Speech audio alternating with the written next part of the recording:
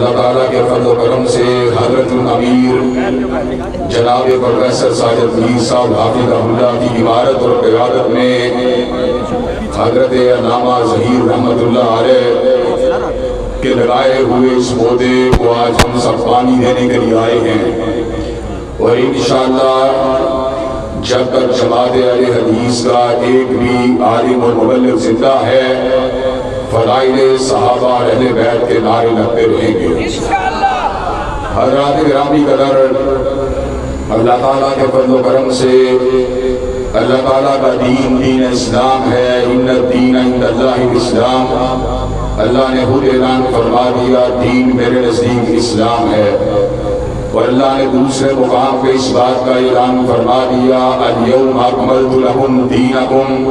واتممت علیکم نعمتی ورضیت لکم الاسلام دینا۔ آج کے دن میں نے دین کو مکمل کر دیا، نعمتوں کو تمام کر دیا، اور تمہارے لیے دین کو، اسلام کو بطور دین منتخب فرما دیا۔ حضرات گرامی قدر، دین اور شریعت در حقیقت ایک ایسی کامل اور مکمل زندگی گزارنے کا نام ہے جس کے نتیجے میں اللہ تبارک و تعالیٰ دنیا میں راضی ہو جائے اور آخرت میں انسان کو آگ سے بچا کر جنت کے باغات میں داخل کر دے۔ حضرات گرامی قدر، اللہ تبارک و تعالیٰ کائنات کا حاکم ہے، قادر مطلق ہے، علی کل شیء قدیر ہے، مدبر الامور ہے، اول ہے، آخر ہے، یگانہ ہے، یکتا ہے، تنہا ہے، اکیلا ہے، لیس کمثلہ شیء، اس جیسی کائنات کے اندر کوئی دوسری ہستی نہیں۔ اللہ تبارک و تعالیٰ نے خود اپنا تعارف فرما دیا، قل هو اللہ احد، اللہ اکیلا ہے، اللہ الصمد، اللہ بے نیاز ہے، سونے سے بے نیاز، پینے سے بے نیاز، کھانے سے بے نیاز، نیند سے بے نیاز، اکتاہٹ سے بے نیاز، تھکاوٹ سے بے نیاز، لم یلد ولم یولد، نہ وہ جنتا ہے نہ وہ کسی کے گھر پیدا ہوا، وَلَمْ يَكُنْ لَهُ كُفُوًا أَحَدٌ، اور کائنات میں کوئی اس کو ہمسر نہیں، کوئی اس کو ہمپلہ نہیں۔ حضرات گرامی قدر، اللہ تعالیٰ کے انعامات انگنت ہیں، بے پایہ ہیں، بے اندازہ ہیں، بے شمار ہیں۔ اللہ تبارک و تعالیٰ کے ان انعامات میں سے بہت بڑا انعام اللہ تبارک و تعالیٰ کا اپنی مخلوق کے پاس اپنے کلام کو بھیجنا ہے۔ حضرات گرامی قدر، انسان کی کیا حیثیت ہے، انسان کی کیا اوقات ہے، انسان کی کیا مجال ہے کہ خالق کائنات اور مالک کائنات اس کی رہنمائی کے لیے، اس کو سیدھے راستے پہ چلانے کے لیے، اس کو اندھیروں سے نکال کر اجالوں کے راستے پہ گامزن فرمانے کے لیے اپنے کلام کو نازل فرمائیں۔ اللہ تبارک و تعالیٰ کا کلام اتنا وزنی تھا، اتنا طاقتور تھا کہ پہاڑوں کے اندر اس کا تحمل نہیں تھا کہ اس کو اٹھا سکیں، چنانچہ اللہ نے اعلان فرما دیا لو انزلنا هذا القرآن على جبل لرأيته خاشعا متصدعا من خشیۃ اللہ۔ اگر اللہ تبارک و تعالیٰ اس قرآن کو قلب مصطفیٰ کی بجائے اگر پہاڑ کے سینے کے اوپر اتارتے، پہاڑ ریزہ ریزہ ہو جاتا، لیکن میرے نبی کے سینے کے تحمل کا عالم کیا ہے، قلب مصطفیٰ کے مصفح ہونے کا عالم کیا ہے، اور قلب مصطفیٰ کی طہارت کا عالم کیا ہے، اور تزکیے کا عالم کیا ہے کہ اللہ نے اپنے کلام کو حضرت رسول اللہ صلی اللہ علیہ وسلم کے سینہ مبارک کے اوپر اتار دیا۔ قرآن فصیح بھی تھا، بلیغ بھی تھا، معنی کا ایک سمندر بھی تھا، اس کے اندر مفاہیم کا ایک بحر بے کرام بھی تھا، اس کے مفہوم کو متعین کرنے کے لیے اور اس کے اس مفہوم کے ابلاغ کے لیے جو اللہ تبارک و تعالیٰ کو مطلوب تھا،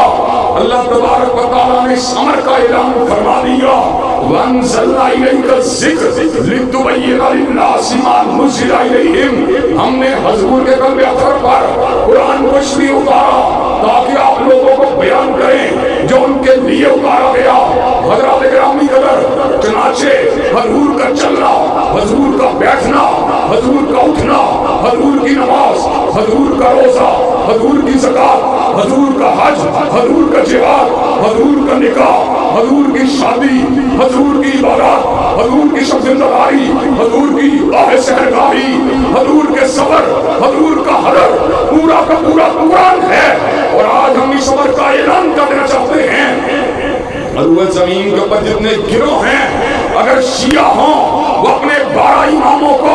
قرآن ناطق مانتے ہیں، احناف ہوں وہ علماء احناف کی شرح کو قرآن کے مسائل کے اندر حرف آخر مانتے ہیں، مرزائی غلام احمد قادیانی کو قرآن ناطق مانتے ہیں، آغاہانی پریس کریم آغاہان کو قرآن ناطق مانتے ہیں، لیکن اللہ تعالیٰ کے فضل و کرم سے اپنے امیر کی سرپرستی میں اس امر کا اعلان کرنے والا ہوں، روئے زمین کے اوپر آل الحدیث قرآن ناطق اگر مانتا ہے تو حسنین کے نانا کی ذات کو مانتا ہے، فاطمہ کے بابا کی ذات کو مانتا ہے۔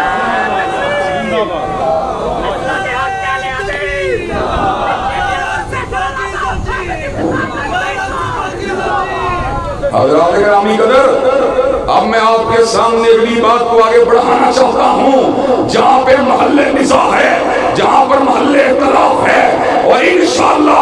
آج اپنے بھائیوں کی موجودگی کے اندر اس اختلاف کو بھی انشاءاللہ تحریر کر کے جاؤں گا۔ حضرات گرامی قدر، میرا جی کرتا ہے مجھے حضور علیہ السلام کی نماز کی خبر ہونی چاہیے۔ جب میں نماز کی خبر کو معلوم کرنے کی کوشش کرتا ہوں تو مجھے عبداللہ ابن عمر حضور کی نماز کو دیکھتا ہوا نظر آتا ہے۔ جب میں حضور کی نماز کو سمجھنے کی کوشش کرتا ہوں تو مجھ کو مالک ابن حویرث حضور کی نماز کو کرتے ہوا دیکھتا ہوا نظر آتا ہے۔ جب میں حضور کی نماز کے بارے میں خبر کو حاصل کرنے کی کوشش کرتا ہوں، مجھ کو بھائی ابن حجر حضور کی نماز کی گواہی دیتا ہوا نظر آتا ہے۔ حضرات گرامی قدر، میرا جی کرتا ہے میں حضور کے اپنے نوازوں کے ساتھ پیار کو دیکھوں تو مجھ کو حسن و حسین دوش رسول کے سوار نظر آتے ہیں۔ حضرات گرامی قدر، میرا جی چاہتا ہے کہ میں حضور کی خلوت کی بات کو معلوم کروں، مجھے امی عائشہ حضور کی خلوت کی بات کو بتلاتی ہوئی نظر آتی ہے۔ میرا جی چاہتا ہے میں غار ثور کی تنہائیوں کے اندر حضور کے حالات کی خبر معلوم کروں، مجھے صدیق جو ہے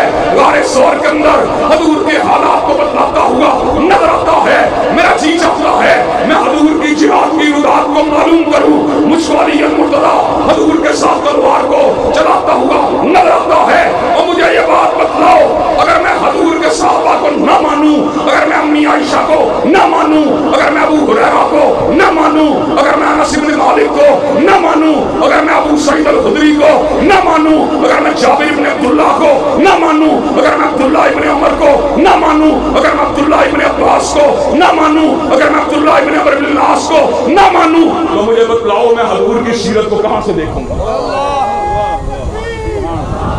حضرات گرامی قدر، اگر میں نے حضور کی تصویر حسن تصویر پر جمال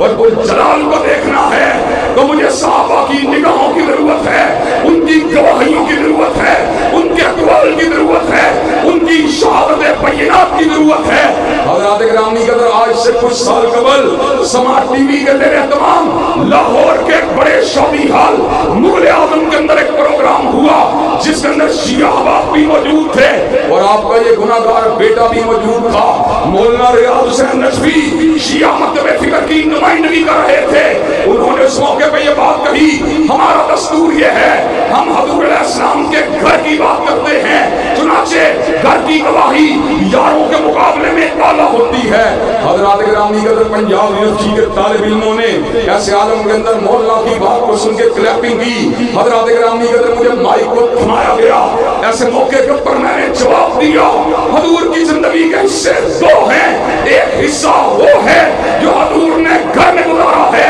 اگر گھر کی بات ہوگی تو امہات المومنین اور اہل بیت اعظام کی بات کو حجت اور دلیل مانا جائے گا، اور اگر گھر سے باہر کی بات ہوگی تو صحابہ کرام کی گواہی کو حجت مانا جائے گا۔ حضرات گرامی قدر، حضور کی زندگی کی کامل تصویر کو معلوم کرنے کے لیے اہل بیت کے ساتھ صحابہ کرام رضوان اللہ علیہ اجمعین کی گواہیوں کو شامل کرنا پڑے گا۔ اگر آپ ان کی گواہیوں کو شامل نہیں کریں گے، حضور علیہ السلام کی سیرت و کردار کا مکمل تصور ہمارے سامنے اجاگر نہیں ہو سکتا۔ حضرات گرامی قدر، یہی وجہ ہے کہ اللہ تبارک و تعالیٰ کے فضل و کرم سے اہل حدیث نے جب بھی بات کی ہے، تب اللہ کی بات کی ہے، اہل حدیث تبرائی نہیں ہو سکتا۔ حضرت علامہ شہید نے اسی چوک میں کھڑے ہو کر کہا تھا، وہ ہمارا منہج کیا ہے، صدیق ہو تب بھی تولا، فاروق ہو تب بھی تولا، ذی النورین ہو تب بھی تولا۔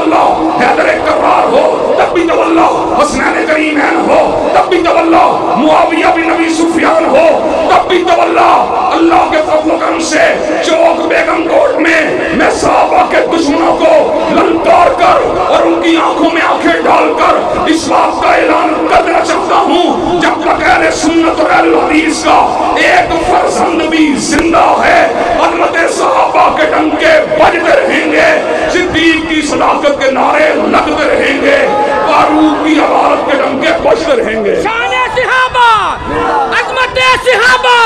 رفعت صحابہ،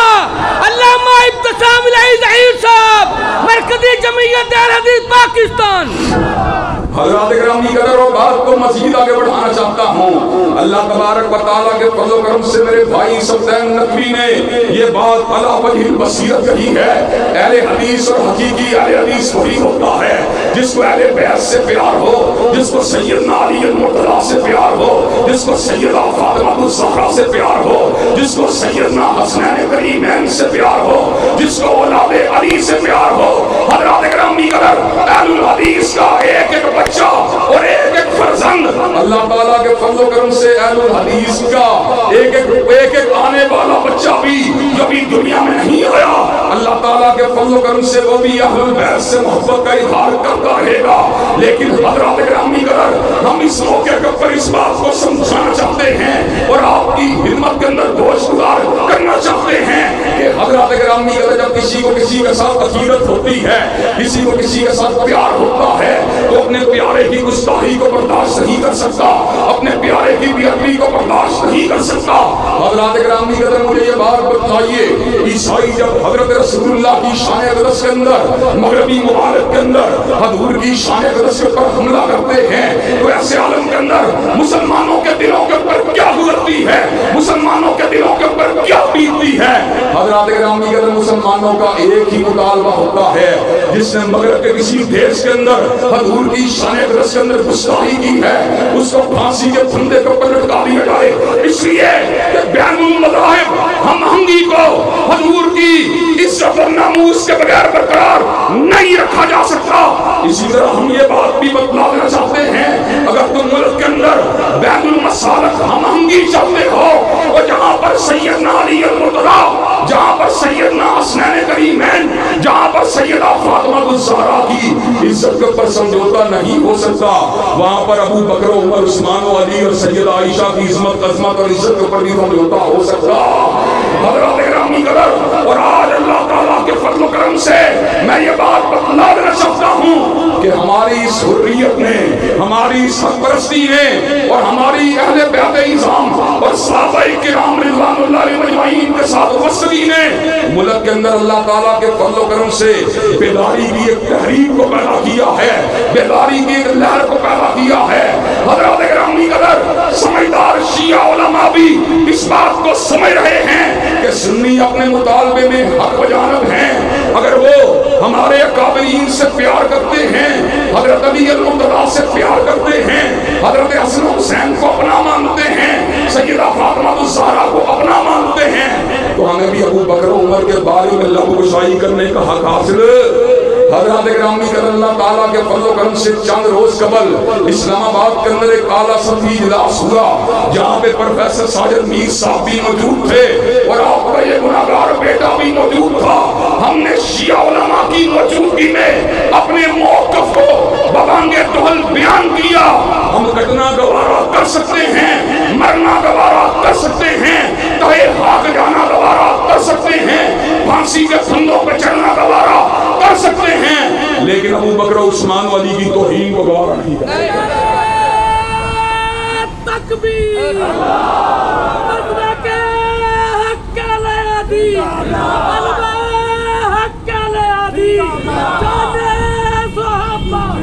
عظمت صحابہ، حضرت مولانا احمد ابتسام الہی ظہیر صاحب،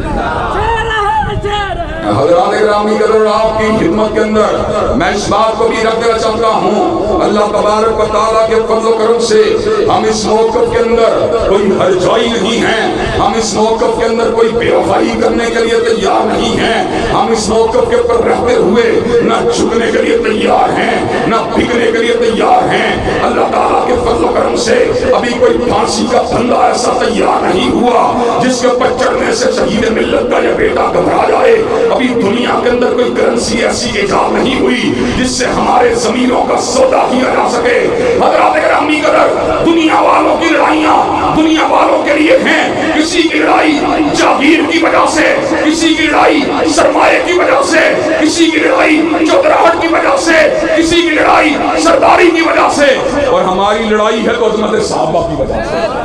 حضرات گرامی قدر تو مجھے یہ بات بتلائیے, آپ عظمت صحابہ کے جھنڈے کو اٹھانے کے لیے تیار ہیں؟ اور حضرات گرامی قدر جو بات قانون سازی کی گئی, حضرات گرامی قدر وہ تو بڑی اونچی ہستیاں ہیں, وہ تو بڑی اونچی ہستیاں ہیں, وہ تو بڑی اونچی ہستیاں ہیں. کائنات کی کل مائیں اگر جمع ہو جائیں تو حضرت فاطمہ الزہرا اور حضرت عائشہ کے بال کی عظمت کا مقابلہ بھی نہیں کر سکتی. کائنات کے کل باپ اگر جمع ہو جائیں, صدیق و فاروق عثمان و علی اور حضرت معاویہ حضرت حسنین کریمین کی عظمت کا مقابلہ نہیں کر سکتے. حضرات گرامی قدر ہم تو یہ بات یہاں پر برملا کہہ دینا چاہتے ہیں, ہم اپنے زندہ قائدین حضرت ساجد میر کی توہین کو دوبارہ نہیں کر سکتے, اور اپنے مرحوم قائدین حضرت علامہ شہید اور حضرت حبیب الرحمن کی توہین کو دوبارہ نہیں کر سکتے. تو مجھے یہ بات بتلائیے, جو صحابہ کرام کے غلاموں کی توہین کو گوارا نہیں کر سکتے, کیا وہ صحابہ کرام کی توہین کو گوارا کر سکتے ہیں؟